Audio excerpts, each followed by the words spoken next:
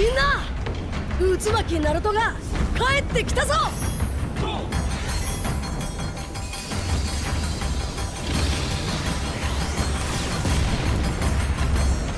Дата баяу Нарутогийн скинийг хэрхэн хямд авах. Энэ маш амархан. Танд ердөө 44 мянган төгрөг байхтал хангалттай. Яаж хийж үү? Бичлэгийг дуустал үзэхэд л болно. Хамгийн чухал нь яг одоо subscribe-аа дар.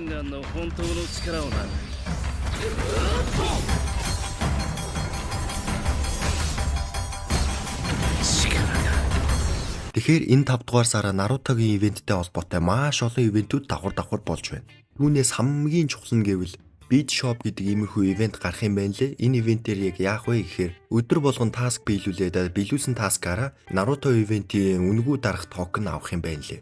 Нийтдээ 10 ширхэг токен хүртэл авах боломжтой. Дараа нь Gamma энэ ч одоо юу юм бэ? Gamma Gichi гэдэг нэг ийм ивент гарах юм байна. Энэ харагдаж байгаа шил нэг тарган мэлхийтэй нэг Sacred Statue-гийн ивент юм байна. Нэг харамсалтай юм заавал тусдаа мөнгө үрж ивентээс нь дарж байж л энэ Sacred Statue-г унгаах боломжтой байгаа. Нийтдээ 1200 крест гэж байгаа. Энэ одоо collaboration skin-ээс ер нь бол үнэтэй байгаад байгаа юм л да. Бас энэ харагдаж байгаа шил тоглолт эхлэхийн өмнө гарч ирдэг скрин дээр Naruto болон Sasuke-гийн лодинг эффект байгаа. Нэг гоё юм нийтдээ 5 Naruto-гийн скин гарах бөгөөд Wailing Gara гэдэг нэг энэ аниме скин нь зүгээр өдөр тутмын таск биелүүлээд үнэгүй авах боломжтой юм байна. За тэгэл үүнээс бусад ивентүүд нь болохоор нэг жижиг сажиг нэг хамааралтай ивентүүд биш байгаа. Ивент маань 5 сарын 2-ноос 6 сарын 15 хүртэл үргэлжлэх болно.